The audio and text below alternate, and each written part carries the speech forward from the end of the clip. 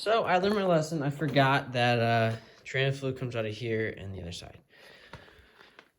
So yeah, don't put in trans fluid until after you got the CV axles in.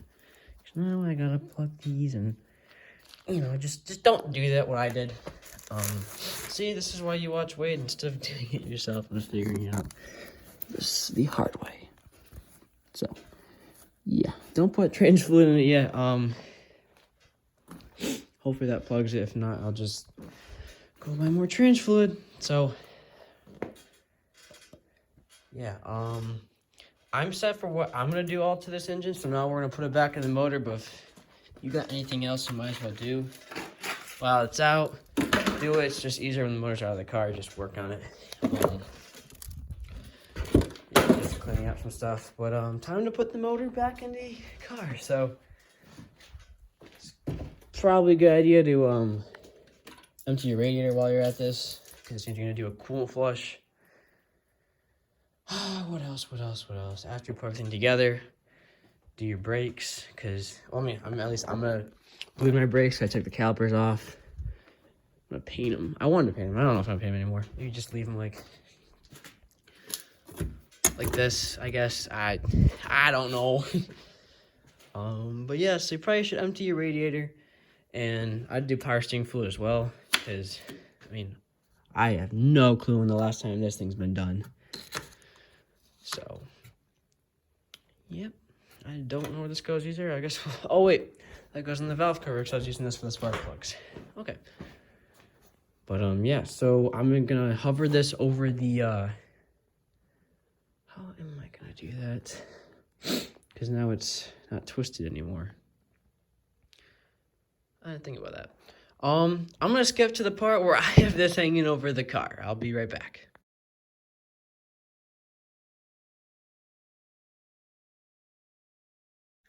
Alright, so I kind of dropped the motor back in, still attached to these chains. First thing I did is put this engine left motor mount on. I'm gonna start with all the motor mounts. Putting this back in was pretty difficult. Just had to slowly go down, move everything out of the way while we slowly went down. But yeah, so I'm not exactly sure if this is the correct way to do it by the book, but I'm gonna start with each of the motor mounts. So get that done first. Hooked up to the engine. She's off the cherry picker for the first time in like 3 weeks. So yeah, it's kind of a pain in the butt. It'll take a cord a little bit to attach every motor mount, but yeah, got it done. Okay guys, so now basically all you gotta do is just plug everything back in the job tuning motor in. All the motor mounts are fully secure except for this one with 2 bolts on the side. I think one right here. Is there one on the side? Yeah, one on the side. I still have to get those bolts out of the frame that I dropped. Other than that, just bolt everything back together and plug everything in. It's a lot of little stuff, like, I don't know, just there's a lot of little stuff, so get to it. Just a little update so far. I'm trying to go from my left to right here. So what I've done so far, if you want to follow along with me, is I did the AC lines, then all the fuel components. I haven't plugged them in yet. I'll do that in a second. I did a couple lines here and there. We're going to go under this actually. Just the little things here and there, little fine details, So I'm gonna start doing the power steering now. So it's been about a week since I last took any videos. So yeah, I don't remember where I left off. I'm guessing we plugged everything back in. Literally just plug everything back in. Get all your vacuum lines plugged up properly. Get your rear, what's it called? Heater core lines properly on. Shift linkage on properly as well. Clutch slave cylinder on properly. I put my exhaust manifold back on. I'm gonna sell the cat later. All the motor mounts are on. Connect your AC lines. That was a big one too, and your fuel line. There is 2 bolts for that. 2 bolts for that. Right in there. This big tube right here connects to it. 2 bolts. Connect all your injectors and your fuel rail. let me think. Anything else that I missed?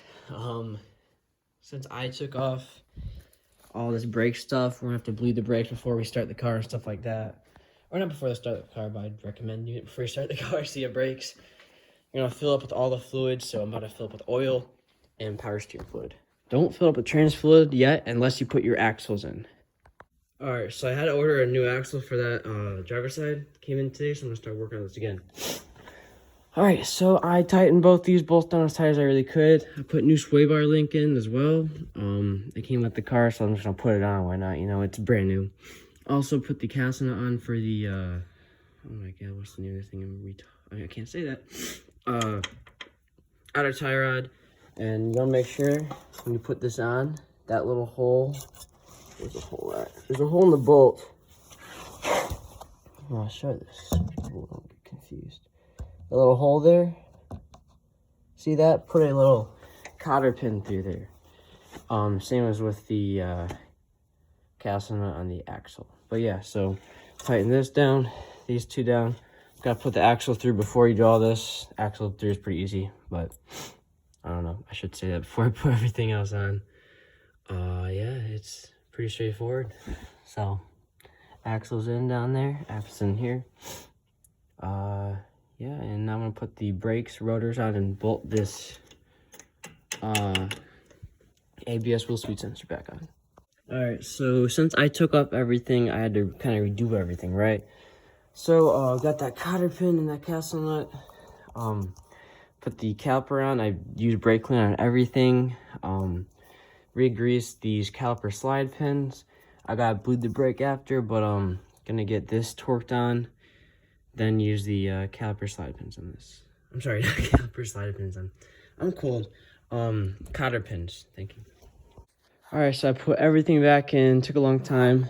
All the suspension pieces and everything. Time to start her up.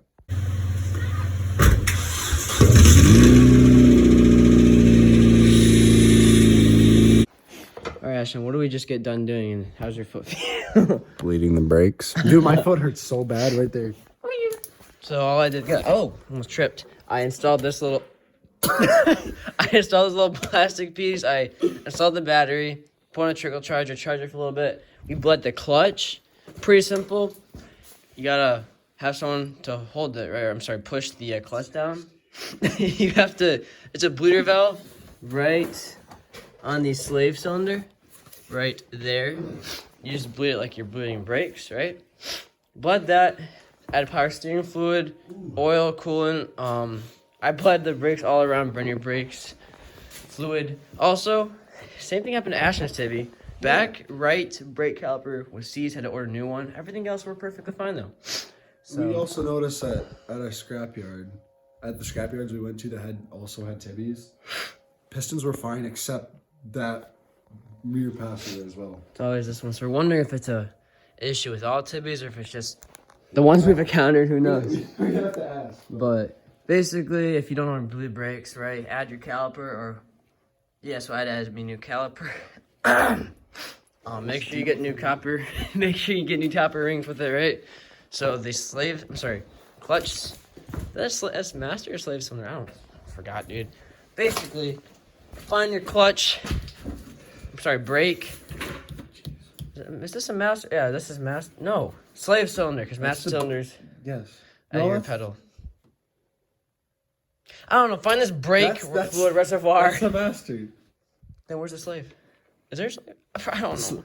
Master. Bro, we know cars. We're just brain farting, okay? We're not dumb. So find your brake fluid reservoir, right? So find that. Okay. Make sure you have brake fluid in it before you start this procedure. We screwed that up a couple times. We had to go buy new brake fluid. So you start at the caliper. That's at the brake caliper, the farthest away from this. So what I did it was at the back, the passenger side, right side. So the rear passenger, then the rear driver, then the front passenger and front driver. Make sure you always put in that order too. And if the vehicle is left-hand drive, do it the opposite. I think their their reservoirs are on this side, even for hand drive. No, because it's got to be next to the brake booster, which is next to the pedal, so it'd be on this side. That's how it was in the 3000 GT, same side. Dude, I don't know. So yeah, do that. Wherever the cylinder is, wherever it is, do it from the opposite rear side first. Yeah, I mean, different cars have different ways of doing it. There are like some have gravity bled. I don't know. Make sure you have all the fluids in. I started her up and she starts up great. I think I'll include that video. I don't know, it's kind of cringy.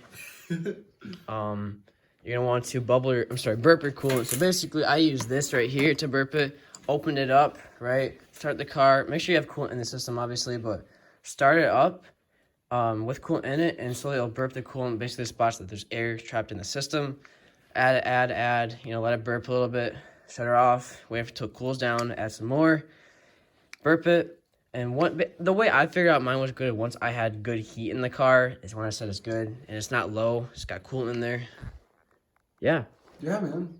And don't forget to put your wheels back on. Yeah, put your wheels back on and you're set. I'm gonna put my hood on, wheels back on. We're gonna drive out of the garage.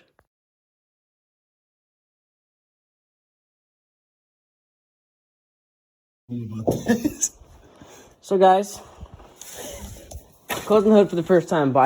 I'll put a picture of this in the video. Ow, my thumb. No, you're good. We found this in the hood, plain sight, 200,000 miles ago. Timing belt, water pump. But it was on 2016, so I feel more justified. But yeah, whatever. I still would have replaced it because 2016 is 2022. It was probably dry rotted by then. It's 8 years ago.